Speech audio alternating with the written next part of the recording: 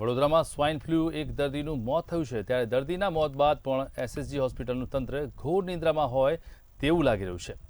Isolation વોર્ડમાં નિયમોના લીરે લીરા ઉડી રહ્યા છે। કોરોનાના ગાઈડલાઇનનું પાલન કરવામાં નથી આવતું, જ્યારે માસ્ક ફરજિયાત હોવા છતાં વોર્ડમાં ફરજ બજાવતા મોટાભાગના કર્મચારીઓ માસ્ક વિના જ જોવા મળ્યા હતા।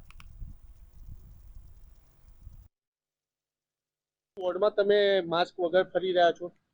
અમે તો ખાલી હાજરી માટે ગયા હતા। શું નામ છે તમારું? શું નામ છે પહેલા તમારું?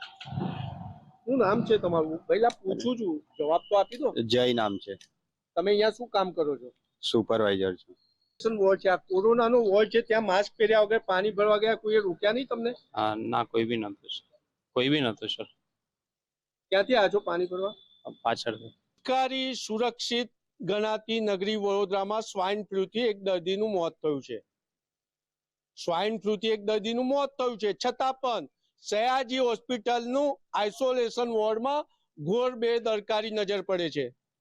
આપ જોઈ શકો છો, સયાજી હોસ્પિટલનું આઇસોલેશન વોર્ડ છે। અહીંયા આગળ કોવિડની ગાઈડલાઈન પ્રમાણે માસ્ક પહેરવો ફરજિયાત છે, છતાં પણ અંદરનો નર્સિંગ સ્ટાફ હોય કે કોઈ કર્મચારી હોય અહીંયા માસ્ક પહેરતું નથી। ગઈકાલે જ અહીંયા આઇસોલેશન વોર્ડમાં સ્વાઇન ફ્લૂની ટ્રીટમેન્ટ લઈ રહેલા માજલપુરના રહેવાસી તુષાર શાહ, જેમની ઉંમર 57 વર્ષ હતી, તેમનું મોત નીપજ્યું છે।